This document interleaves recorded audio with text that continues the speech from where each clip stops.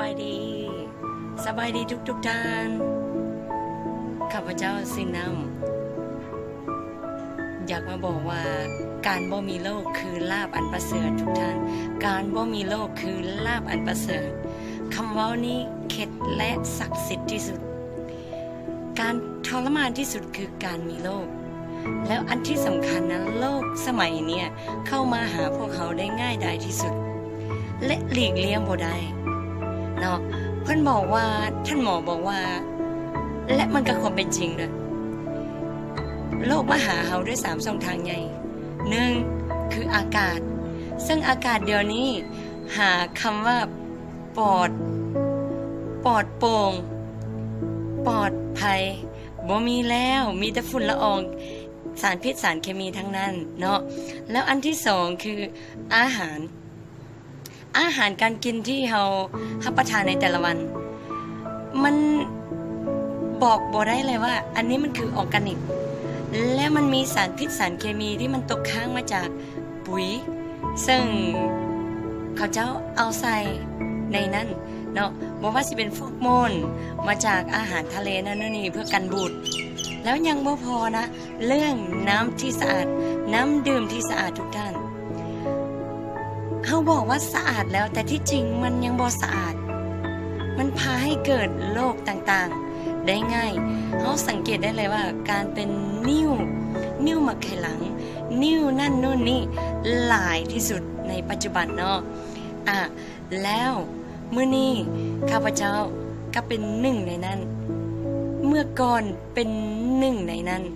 เนาะก็เป็นโรคเช่นเดียวกันข้าพเจ้าเป็นโรคภูมิแพ้ทุกท่านโรคภูมิแพ้เนี่ยอยากบอกเลยว่ามันทรมานที่สุดและจับหัวจับปลายมาใส่กันเกือบบ่เห็นทางเลยเนาะเป็นโรคภูมิแพ้ทุกอย่างเลยแพ้ทุกอย่างบ่แพ้แต่ใจตัวเองข้าพเจ้าสามารถเอาชนะใจตัวเองได้นี่คือสุดยอดของข้าพเจ้าเลยนะแพ้อาหารแพ้ประเภทหอยประเภทสัตว์สาวาสิ่งประเภทเนื้อแล้วยังบ่พอนะประเภทแอลกอฮอล์เหล้ายาปลาแป้งข้าพเจ้าแพ้กันสั้นโอ้เนาะทรมานนะถ้าหากว่ากินแล้วมันทรมานอยากกินแต่กินบ่ได้อยากกินแต่กินแล้วแพ้เนาะมันเป็นการเลือกที่บอกว่ายากอะแต่เพิ่นก็บอกว่ากันไว้ดีกว่าแก้บัดมันแย่แล้วสิแก้บ่ทันกันไว้ดีกว่าแก้บัดมันแย่แล้วก็สิแก้บ่ทันตัดเลยครับพระเจ้าตัดสาเหตุของการเป็นโรคมื้อนี้ยิ่งโชคดีไปกว่านั้นคือมีคนมาแนะนำให้ข้าพเจ้ารู้จักกับผลิตภัณฑ์หนึ่งเนาะซึ่งมันสามารถดูแลข้าพเจ้าเนาะและโรคภูมิแพ้ของข้าพเจ้าเนี่ยณตอนนี้เกือบว่าสิหายไปแล้วความรู้สึกเนี่ยโอ้ว้าว yes ก็เลยอยากมาบอกบุญต่อเนาะผลิตภัณฑ์นี้ผลิตภัณฑ์นี้เลยเนาะหลินจือจากบริษัทคังเซ็นหลินจือจากบริษัทคังเซ็นซึ่งมันเป็นของขวัญสำหรับชิ้นมหาศาลเลยแหละเทียบบ่ได้ว่ามันราคาเท่าไหร่กับที่ข้าพเจ้าพยายามดูแลตัวเองมาแล้วดูแลตัวเองมาอีกแต่ยังบ่พบทางออกมื้อนี้ข้าพเจ้าต้องขอบใจผู้ที่มาแนะนำเป็นไอ้ฮักของข้าพเจ้าเองเนาะและตอนนี้ข้าพเจ้ารู้สึกว่ากระปี้กระเป๋าบ่เมื่อยและก็บ่แพ้อาการที่บอกว่าแพ้นั่นลดลงเกือบเป็นปกติข้าพเจ้าอยากฝากไว้เนาะท่านใดที่มีปัญหาเกี่ยวกับโรคภูมิแพ้เบาหวานความดันตั้งทรงแม้แต่มะเร็ง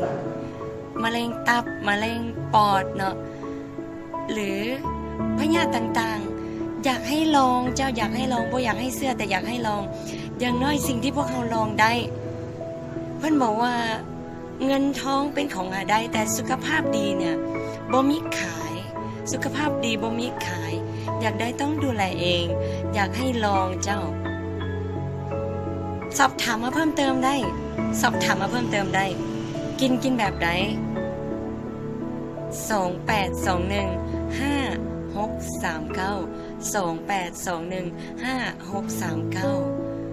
อยากแลกเปลี่ยนเป็นการบอกบุญต่อขอฝากไว้สุขภาพดีบ่มีขายยิ่งใหญ่กว่าเงินทองเป็นต้นก็หา ซื้อสุขภาพดีบ่ได้ขอฝากว่าอยากแลกเปลี่ยนเจ้า